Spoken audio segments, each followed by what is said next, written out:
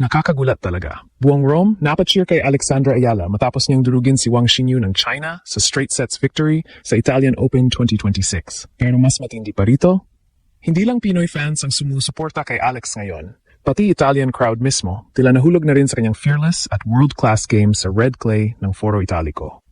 Sa score na 6-4, 6-3, ipinakita ni Alex kung bakit siya isa sa pinag-uusapang rising stars sa women's tennis ngayon. Mula sa 0-3 deficit sa first set, unti-unti niyang binago ang momentum gamit ang kanyang elite returns, mabilis na footwork at matinding composure sa pressure moments. At nang tuluyan niyang tapusin ang laban kontra Wang, literal na sumabog ang crowd sa Rome sa palakpakan at cheers. Kasabay ng malaking panalo, isa pang historic development ang dumating. Live World number 37 na ngayon si Alex sa WTA rankings. Mula World New 42, biglang umakyat si Alex matapos ang dalawang malalaking pambernalo sa Rome, kabilang ang revenge win niya laban kay Wang Xinyu. Isa itong breakthrough moment para sa Filipina star at isa sa pinakamalalaking achievements ng kanyang career sa clay court season. Mas lalong nag-trending online ang pangalan niya matapos kumalat ang videos ng Italian supporters na sumisigaw ng Alex, Alex habang nakangiti at pumapalakpak pagkatapos ng match. Social media, on fire. Top 30 incoming. Rome loves Ayala at Pinoy Pride Worldwide. Agad ang sigaw ng fans sa X, TikTok at Facebook. Hindi na ito simpleng Cinderella run lang. Ang buong tennis world ay unti-unti nang naniniwala na si Alex ay hindi lang future star. Isa na siyang tunay na bagong mukha ng world tennis. Parang pelikula ang nangyari sa Rome. Habang papalapit ang dulo ng laban kontra Wang Xinyu, unti-unting tumatayo ang mga tao sa crowd, hindi lang mga Pilipino. Pati Italian fans mismo ay pumapalakpak, sumisigaw, at tila tuluyang nahulog sa laro ni Alex habang tinatapos niya ang isa sa pinakamalaking panalo ng kanyang career sa Italian Open 2026. At nang tumama ang final point para sa 6-4, 6-3 straight sets victory laban sa Chinese star, sumabog ang buong Foro Italico sa energy. Ito ang klase ng eksena na bihira nating makita para sa isang Filipina athlete sa world tennis stage. Hindi lang dahil upset win ito laban sa higher-ranked opponent. Hindi lang dahil revenge match ito matapos matalo si Alex kay Wang noong Auckland semifinals months ago. Mas malalim pa rito ang ibig sabihin ng gabing ito sa Rome. Dahil sa unang pagkakataon, ramdam na ramdam ng buong tennis world na si Alex ay hindi na simpleng promising prospect lang.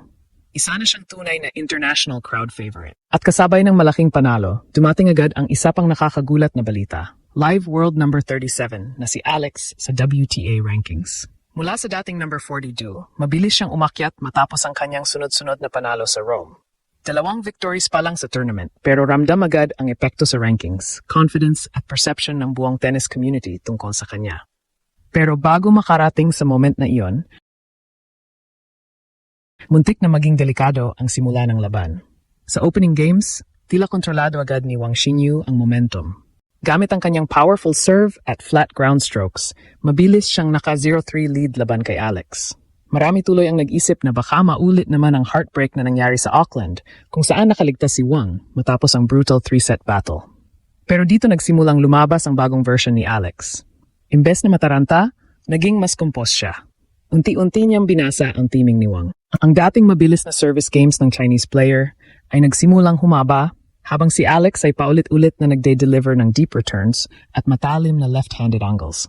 At habang tumatagal ang rallies sa clay court, lalong nagiging komportable si Alex. Dito makikita kung gaano kalaki ang kanyang development ngayong 2026 season.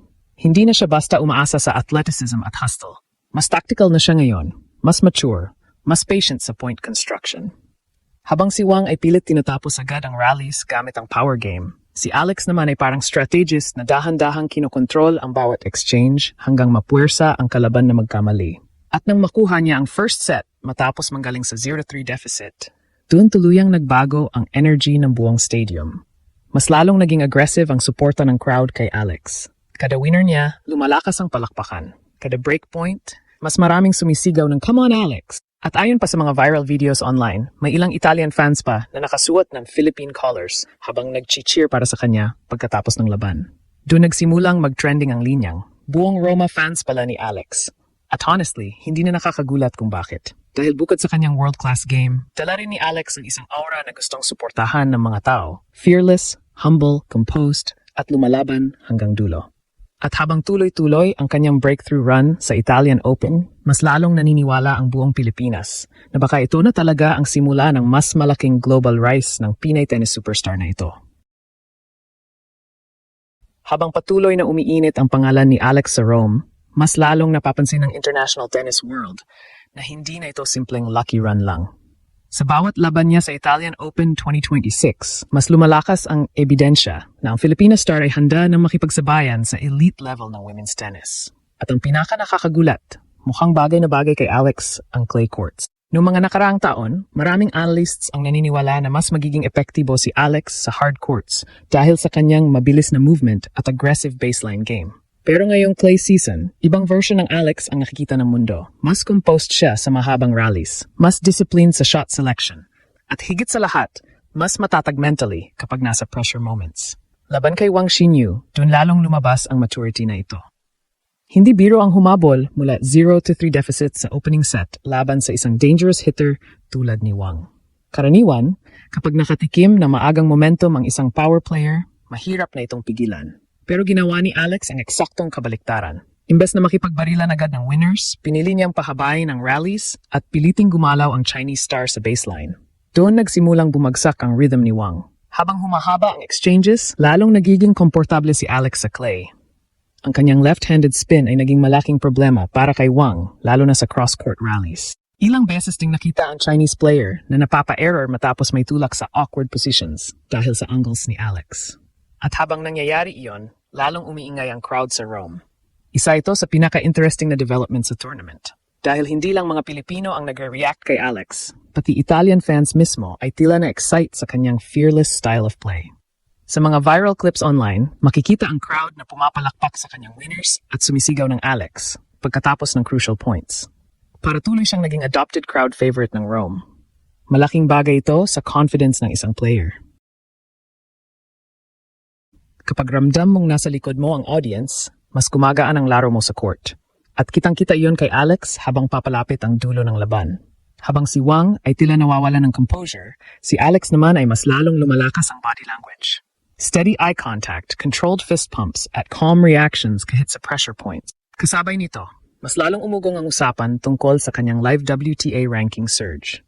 Pagkatapos ng panalo laban kay Wang, umakyat si Alex sa live world number 37, isa na naman milestone para sa Filipina star. At para sa maraming tennis analysts, malaking indikasyon ito na hindi malayong makapasok siya sa top 30 kung magpapatuloy ang ganitong level ng performance. Sa social media, halos puro celebration ang makikita. Top 30 incoming, Rome loves Ayala. At future superstar, ang paulit-ulit na komento ng fans mula Pilipinas hanggang Europe. Maging ilang international tennis pages ay nagsimulang mag-feature ng kanyang highlights at ranking climb matapos ang upset victory.